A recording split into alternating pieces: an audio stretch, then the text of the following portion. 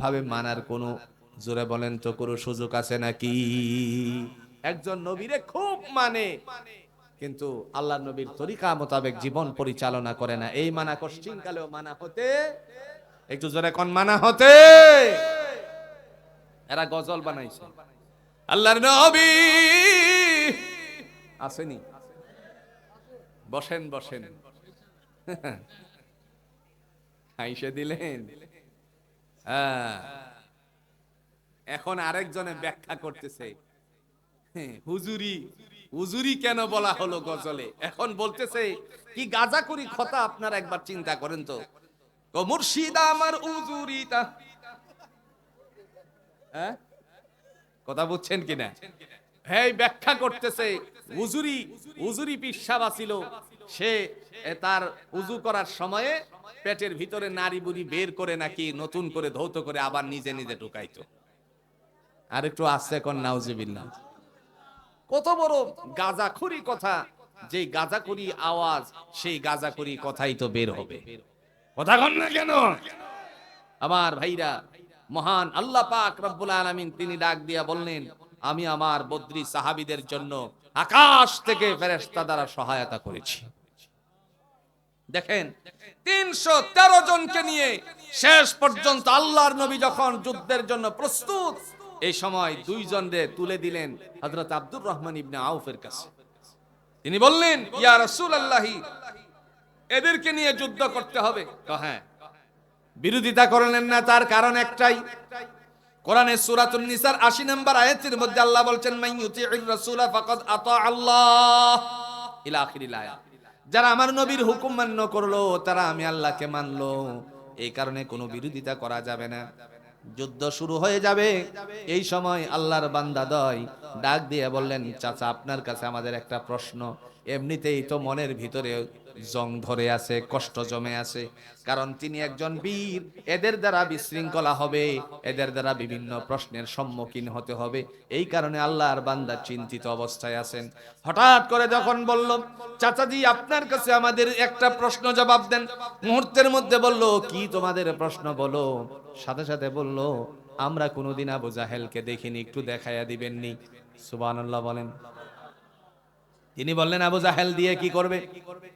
মুহূর্তের মধ্যে বলল, মায়ের জবান থেকে শুনেছি আমার নবীকে অনেক কষ্ট দিয়েছে সেই আবু জাহেল। আজকের দিনে আমরা দুই ভাই মিলে প্রতিজ্ঞাবদ্ধ হয়ে এসেছি, বদরের ময়দান থেকে তারে চির জাহান্নামী করে পাঠিয়ে দিব। ফায়সালা কার? আর একটু জোরে বলেন, ফায়সালা কার? বদরের ময়দান থেকে চির জাহান্নামী করে পাঠিয়ে দিব। কথা বলা মাত্রই হযরত আব্দুর রহমান ইবনে আউফ আল্লাহর বান্দা ডেকে বললেন, দুইজন বালকের কথা শুনে আমার মনের ভিতরে স্বস্তিরতা ফিরে আসলো। আমি যে একজন বীর ছিলাম, আমার মধ্যে দুইজন বীরের শক্তি এসে গেল। তার মানে অবশ্যই আমরা জানি যুক্তিবিদ্যার মাধ্যমে সেটা প্রমাণিত হয়, মানুষের সাহস থেকে শক্তি সঞ্চারিত হয়। জোরে কোন ঠিক কিনা? একটা উদাহরণ দিলে আপনাদের বুঝে আসবে সহজে। মনে করেন এখান থেকে বাড়ির দিকে রওনা দিয়েছেন, সিরিফ একা হয়ে গেছেন, 2টা থেকে 3টা সিগাল আপনার দিকে শিয়াল আসতেছে। তখন আপনি যত বড় সাহসী মানে শক্তিশালী হন না কেন, একটু সাহসের কারণে শক্তিটা নিস্তেজ হবে কি হবে না? কথা কন না কে, হবে কি হবে না? আর যদি 10টা শিয়ালও থাকে, আপনারা আছেন 2 জন, তখন বলেন তো সাহসের কোনো কমতি হবে? শক্তি নিস্তেজ হবে? সাহস থেকে শক্তি সঞ্চারিত হয়। হযরত আব্দুর রহমান ইবনে আউফ আল্লাহর বান্দা বললেন, মুহূর্তের ভিতরে আমার শরীরের মধ্যে 2 জন বীরের শক্তি এসে গেছে। আর একটু আস্তে কোন সুবহানাল্লাহ। যখন এই শক্তি এসে গেল, আল্লাহ পাক রব্বুল আলামিনের বান্দা দেখেন এই মুহূর্তে কি ফয়সালা করে। তিনি বললেন, আমাদেরকে একটু আঙ্গুল দিয়ে দেখিয়ে দিবেন। শেষ পর্যন্ত যুদ্ধ শুরু হয়ে গেল। আল্লাহ পাক রব্বুল আলামিনের বান্দা মুহাম্মদ সাল্লাল্লাহু আলাইহি সাল্লামের সাহাবী হযরত আব্দুর রহমান ইবনে আউফ তিনি বললেন, বাসারা, তোমরা যে দেখতে চেয়েছিলে তোমাদের কাঙ্ক্ষিত পুরুষ, ওই যে সাদা গুড়ার উপরে মহড়া দিচ্ছে, সেই হলো আবু জাহেল। যখন বলল বাস পাখির মতন তারা দৌড়ে গেল, তার মানে হলো ওদের কোনো বাহন ছিল না, দৌড়ে গিয়ে হাজির হয়ে গেল তার ঘোড়ার সামনে। এই মুহূর্তে বড় ভাই আর ছোট ভাইয়ের আর একটা চোখের ইশারা হয়ে যায়, বলল, ভাইয়া ঘোড়ার উপরে আবু জাহেল আর আমরা আছি নিচে, যদি তাকে আঘাত করি তাহলে ঘোড়ার পা পর্যন্ত আঘাত করতে পারবো। আবু জাহেল ঘোড়ার পিঠ থেকে আমাদেরকে, এই যে তার পাটা পর্যন্ত আঘাত করলে পরে উপর থেকে আমাদেরকে প্রক্ষাঘাত করে ফেলবে। তাকে আমরা একটু ব্যথা দিতে পারবো, সে তো আমাদেরকে দুনিয়ার জমিন থেকে বিদায় করে দিবে। এই মুহূর্তে ইশারা দিয়ে বলে বলল, ইশারার মাধ্যমে বুঝালো, ভাইয়া তোমার হাতে যে তরবারি কানা আছে, রাঙ্গা তরবারি কানাকে সিক্ত হাতে ধারণ করো, আবু জাহেলের ঘোড়ার সামনের পায়ের মধ্যে আঘাত করো, আর ঘোড়ার পা যদি কেটে যায় সামনের দিকে ঝুঁকে যাবে, সে ঘোড়ার পিঠ থেকে পড়ে গেলে পরে আমি আমার তরবারি কানা দিয়ে শক্ত করে তার উপরে আক্রমণ করে চিরজাহান্নামী করে পাঠিয়ে দেব। বদরের ময়দানে দুইজন আল্লাহর বান্দা এই চিন্তা করে যুদ্ধ পরিচালনা করতে লাগলো। হঠাৎ করে আল্লাহর নবী দেখতে পেলেন 1000 সৈন্য নিয়ে আবু জাহেল একটা পাহাড়ের উপর অবস্থান নিয়েছে, আর 313 জন তারা নিচে অবস্থান নিয়েছে। এই মুহূর্তে আল্লাহর নবী তাদের দিকে লক্ষ্য করে একবার আর একবার লক্ষ্য করে সাহাবীদের চেহারার দিকে দেখলেন, সাহাবীদের চেহারা মলিন হয়ে গেল। এই মুহূর্তে আল্লাহর নবী ডাক দিয়ে আল্লাহর পায়ে সিজদারত হয়ে বললেন, মাতা নাসরুল্লাহ, আল্লাহ তোমার সাহায্য কোথায়? আল্লাহ ডেকে বলেন, আলা ইন্না নাসরাল্লাহিল করিব, নবী আমার, আপনার অতি সন্নিকটে আমার সাহায্য। রাসূল যেখানে সেজদা দিয়েছিলেন, যেই জায়গাটার মধ্যে সেজদায় পড়ে আল্লাহর কাছে বলছিলেন মাতা নাসরুল্লাহ, আজকে সেই জায়গাটার মধ্যে সবচেয়ে একটা সুন্দর মসজিদ করা হয়েছে। এই মসজিদটার নাম হলো মসজিদুল আরিশ। আমি এই মসজিদুল আরিশে বহুবার গিয়ে নামাজ পড়েছি, সালাত আদায় করেছি। আমার ভাইরা, বলার উদ্দেশ্য হলো নবী মুহাম্মদ সাল্লাল্লাহু আলাইহি ওয়াসাল্লামকে আল্লাহ বলেন, আলা ইন্না নাসরাল্লাহিল করিব, নবী আমার, আপনার অতি সন্নিকটে আমার সাহায্য, মাথা উঁচু করুন। মাথা উঁচু করলেন। মাথা উঁচু করার পর তিনি দেখলেন আকাশের মধ্যে সারি সারি আল্লাহর পক্ষ থেকে 1000 ফেরেশতা সৈন্য হিসাবে প্রস্তুত করে রেখেছেন। আর একটু আস্তে কোন সুবহানাল্লাহ। রাসূল সাল্লাল্লাহু আলাইহি সাল্লাম একটু মুস্কি হাসি দিলেন। কোরআনে আসছে, ওয়ালাকাদ নাসারাকুমুল্লাহু বিবাদরিন ইলা আখিরিল আয়া। আল্লাহ বলেন, বদরের ময়দানে আমি আমার রাসূলের জন্য সাহাবীদের উদ্দেশ্যে সহায়তা দান করেছিলাম। কেমন সহায়তা করেছিলেন একবার দেখেন, কেমন সাহায্য ছিল। আল্লাহ বললেন, নবী আমার, আকাশটার দিকে তাকান। রাসূল যখন আকাশের দিকে তাকালো, দেখলেন সারি সারি 1000 ফেরেশতা। তিনি মুস্কি হাসি দেওয়ার পর আল্লাহর কাছে এই হাসিটা মনোপুত হলো না। আল্লাহ বললেন, নবী আমার, আপনার কাছে যদি এই 1000-এ মনোপুত না হয়, আমি আপনার বদরি সাহাবীদের সহযোগিতার জন্য আরো 3000 মওজুদ করে রেখেছি। রাসূল সাল্লাল্লাহু আলাইহি ওয়াসাল্লাম আরেকটা মুস্কি হাসি দিলেন। আল্লাহ পাক বলেন, 3000-এও যদি না হয়, আমার পক্ষ থেকে আপনার সাহাবীদের জন্য 5000 মওজুদ করে রেখেছি। কন্যা সুবহানাল্লাহ। আচ্ছা, কোন চাই? জিবরাইল আমিন হইতেও যথেষ্ট ছিল। এই 1000 আর 5000-এর দরকার ছিল?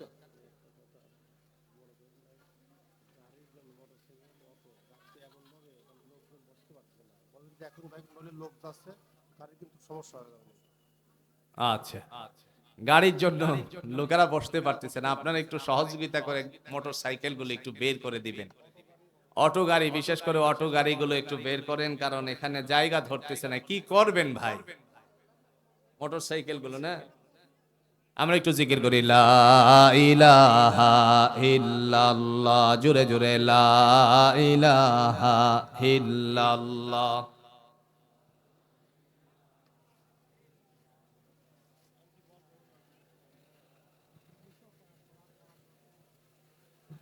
লা ইলাহা ইল্লাল্লাহ।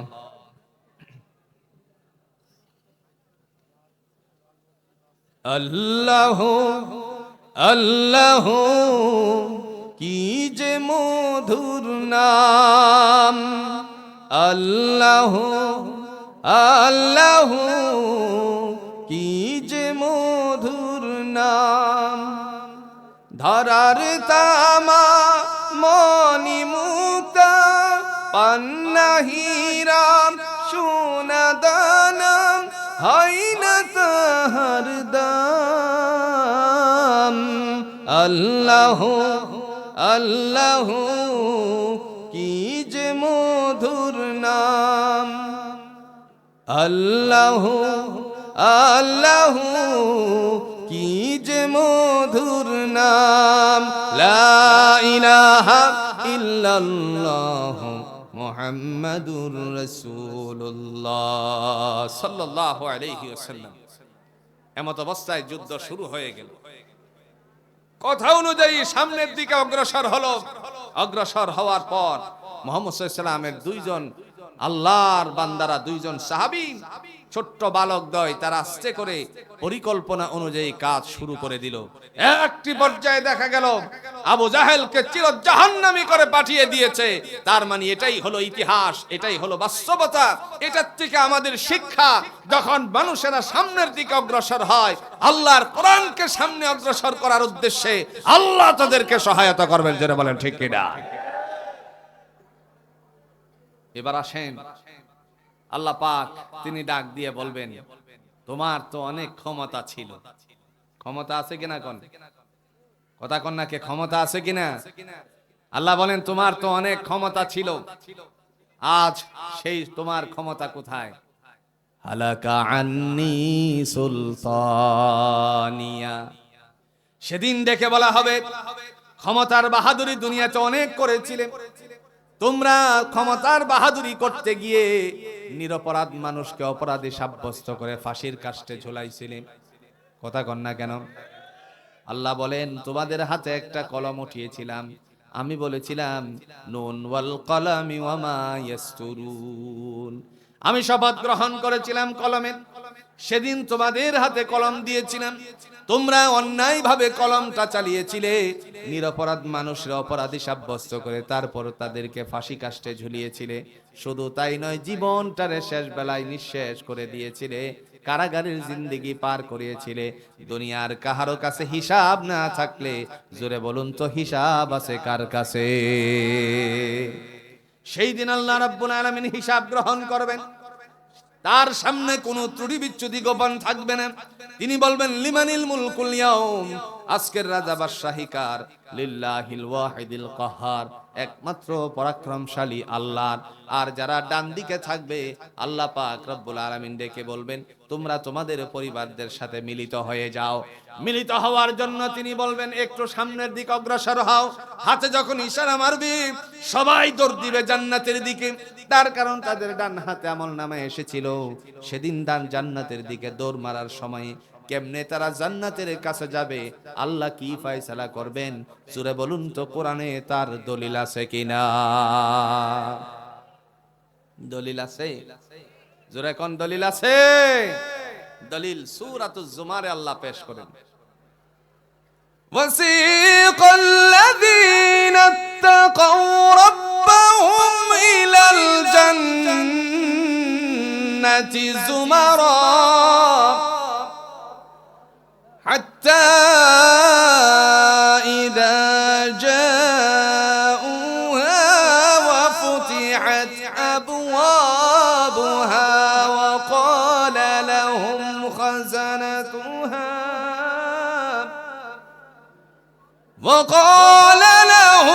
خزنتها سلام عليكم طبتم فادخلوها خالدين।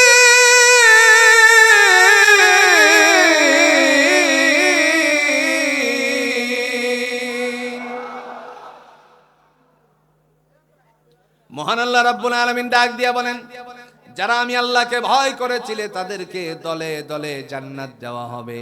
যখন জান্নাতের দরজার নিকটবর্তী হবে, আল্লাহ বলেন ওয়া ফুতিহাত আবওয়াবুহা, আমার বান্দা বান্দির জন্য জান্নাতের সমস্ত দরজাগুলো খুলে দাও। সুবহানাল্লাহ বলেন। ওয়া ক্বালা লাহুম খাজানাতুহা, ডেকে বলা হবে ওই যে ভাণ্ডারসমূহ সবগুলো হলো তোমাদের।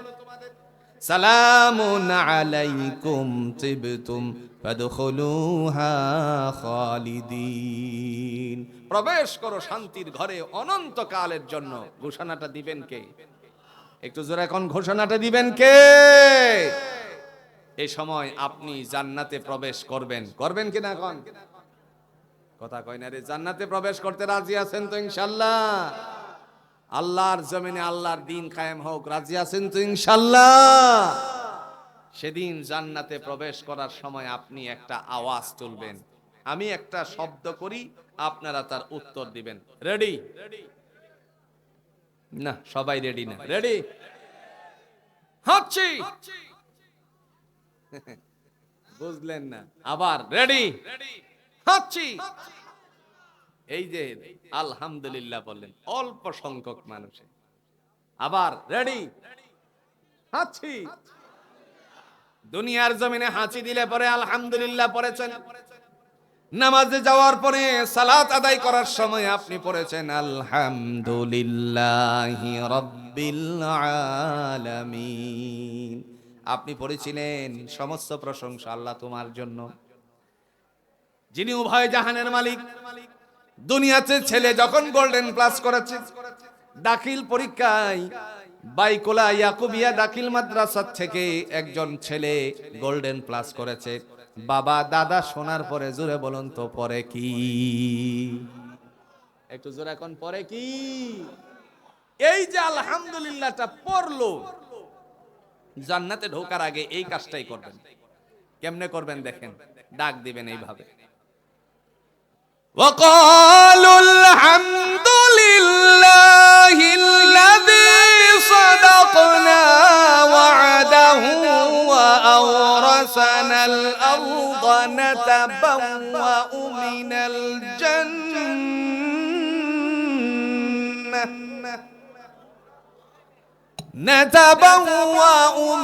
الجنة حيث نشاء فنعم أجر العاملين।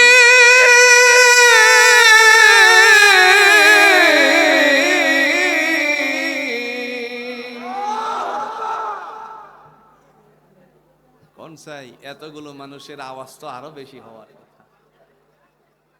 আপনাদের পাবনার মাটির মানুষের আওয়াজ যে কতটুকু আমি তো জানি, গত বছর এর চেয়ে অর্ধেক ছিলেন, তারপরে এতটুকুর চেয়েও বেশি আওয়াজ হয়েছে। একটু জোরে মারবো তো ইনশাল্লাহ, জোরে মারবো তো ইনশাল্লাহ। লিল্লাহি তাকবীর। وقالوا الحمد لله الذي صدقنا وعده وأورثنا الأرض نتبوأ من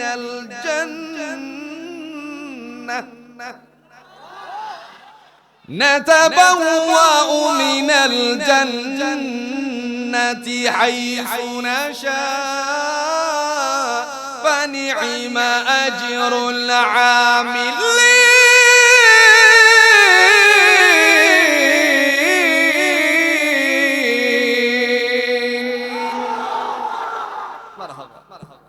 মহান আল্লাহ রাব্বুল আলামিন সেদিন ডাক দিয়া বলবেন ওয়াকালুল হামদুলিল্লাহ, আল্লাহ সমস্ত প্রশংসা তোমার।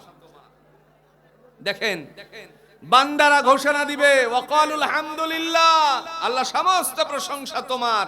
আল্লাযী সাদাকনা ওয়া'দাহু ওয়া আওরাসানাল আরদা নাতাবাওয়াউ মিনাল জান্নাতি হাইসু নাশা, অঙ্গীকার করেছিলে তোমার হুকুম মানলে, ভয় করলে, আহকামাতের তাবেদারি করলে পরে জান্নাত দিবা।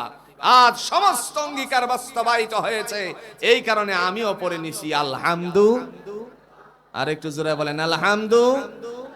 সুবহানাল্লাহ আলহামদুলিল্লাহ লা ইলাহা ইল্লাল্লাহ সুবহানাল্লাহ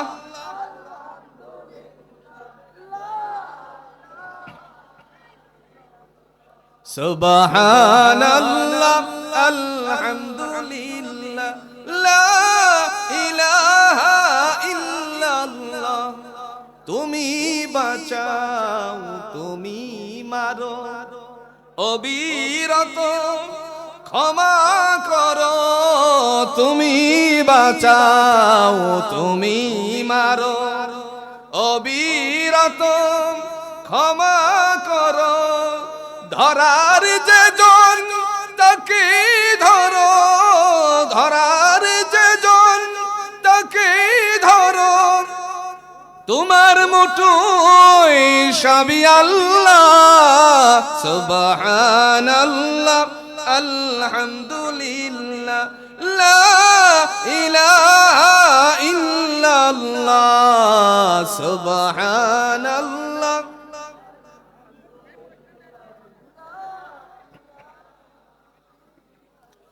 তোমার রিজিক খেয়ে পড়ে অবাধ্য হয় কেমন করে, তোমার রিজিক খেয়ে পড়ে অবাধ্য হয় কেমন করে, খুঁজে না পাই কোনো ভাষা, খুঁজে না পাই কোনো ভাষা, শুকুর গুজার করার গো আল্লাহ সুবহানাল্লাহ আলহামদুলিল্লাহ।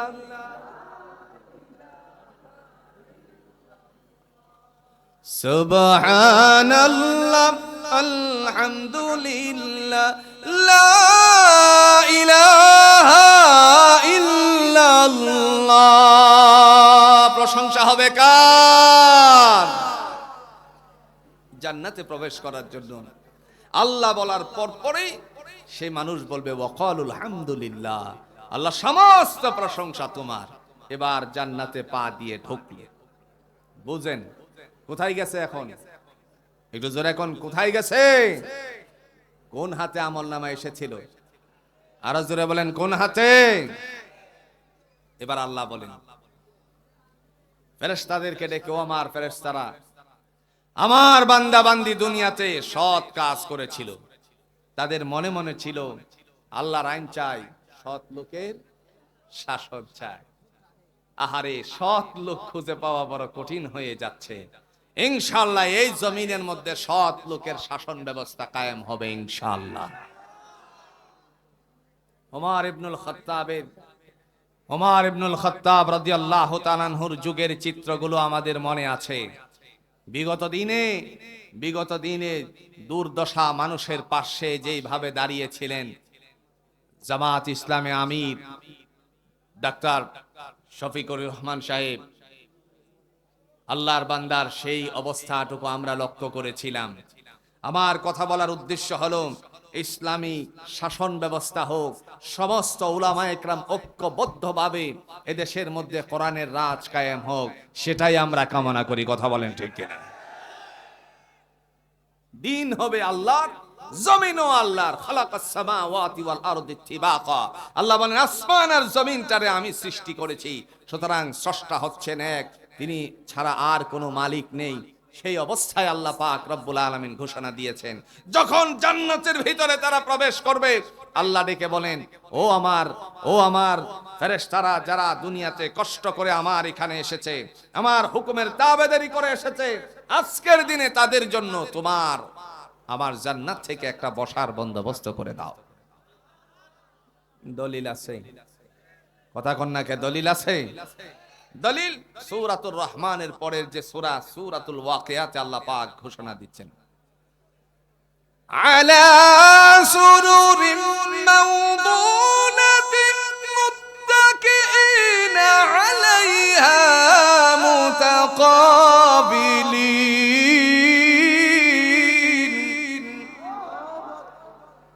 ইয়াতুফু আলাইহিম বিলদানুম مخلدون بأكواب وأبارق وكأس من معين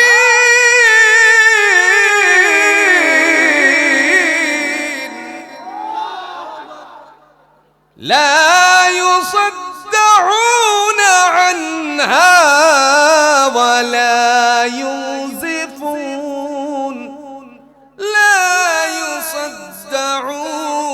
عنها ولا ينزفون لا يصدعون عنها ولا ينزفون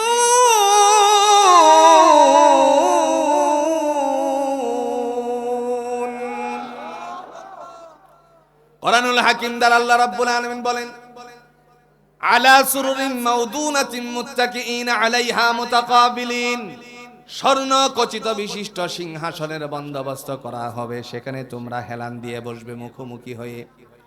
আর সেখানে হেলান দিয়ে বসার পরে মুখোমুখি হয়ে চিরকিশোরীরা সামনের দিকে অগ্রসর হবে, আর তাদের হাতে থাকবে খোঁজা পূর্ণ পেয়ালা, যেখানে তোমার একবার দুইবার নয়, যতবার ইচ্ছা পান করবে। লা ইউসাদ্দাউনা আনহা ওয়ালা ইউনজিফুন, শিরোপীড়া হবে না, মাতলামি হবে না, সমস্ত অবস্থান থেকে, মাতলামি ভাব থেকে জোরে বলুন তো মুক্ত করে দিবেন কে? আরো জোরে বলেন, মুক্ত করে দিবেন কে? শিরোপীড়া হবে না, মাতলামি হবে না। সেই দিন আমাদের সামনে আসে। দুনিয়াতে ইমানি দৌলত নিয়ে যদি এখান থেকে ইমান আর আমল নিয়ে কেউ মারা যেতে পারে, আল্লাহ পাক রব্বুল আলামিনকে ভয় করে যদি আহকামাতের তাবেদারি করে যেতে পারে, তার জন্য জান্নাতের বন্দোবস্ত করে রেখেছেন কে? কালি শুধু জান্নাতের কথা আসলো সামনে, কাজ করলাম না, হবে কি? কথা কন্যাকে হবে কি? মসজিদে নববীতে রিয়াদুল জান্নাত আল্লাহ রাসূল সাল্লাল্লাহু আলাইহি সাল্লাম সাহাবীদের সাথে সর্ব অবস্থায় জান্নাতের কথাগুলো বলতেন। হযরত আয়েশা সিদ্দিকা রাদিয়াল্লাহু তাআলা আনহা বললেন, ইয়া রাসূলুল্লাহ, যখন আপনি কথা বলেন, কথা বলার ভিতর দিয়ে বেহেশতের কিছু কথা বলেন, কারণটা কি? রাসূল বলেন, আয়েশা, যদি আমার সাহাবীরা এর উপর উদ্বুদ্ধ হয়ে কিছু নেক আমল বাড়িয়ে করে, আল্লাহ তার জন্য জান্নাতের ফয়সালা করে দিবেন। এজন্য ভাইয়েরা আমার, আজকের আলোচনার মধ্য থেকে আমরা কি বুঝলাম? মহান আল্লাহ পাক রব্বুল আলামিন তার এই কিতাব, আসমানি কিতাব কোরআনুল হাকিম থেকে, কোরআনুল হাকিমের সূরাতুল ইয়াসিনের ৮১ নম্বর আয়াত থেকে তিনি ঘোষণা দিয়েছেন, আওয়ালাইসাল্লাযী খালাকাস সামাওয়াতি ওয়াল আরদা বিকাদিরিন আলা আন ইয়াখলুকা মিসলাহুম বালা ওয়া হুয়াল খাল্লাকুল আলীম। আল্লাহ পাক বলেন যে নবমণ্ডল, ভূমণ্ডল, এই সব কিছু আমি সৃষ্টি করেছি। আকাশ জমিনের মালিক হচ্ছেন আল্লাহ, তিনি সর্বোপরি ক্ষমতার মালিক। পৃথিবীতে যদি আমরা সর্ব অবস্থায় আল্লাহর উপর ক্ষমতাশীল মনে করি, ইনশাআল্লাহ এই জমিনের মধ্যে তিনিই আমাদের জন্য দিন কায়েমের বন্দোবস্ত করে দিবেন। এরপরে মহান আল্লাহ পাক রব্বুল আলামিন তিনি ডাক দিয়ে বলছেন, হে জগৎবাসী, আমি যে সর্বময় ক্ষমতাধর, আমি যে সর্বোপরি ক্ষমতাধর, আমি যে সব কিছুর উপরে ক্ষমতাবান, তার বাস্তবতা তোমরা লক্ষ্য করেছো ইতিহাসের পাতা থেকে।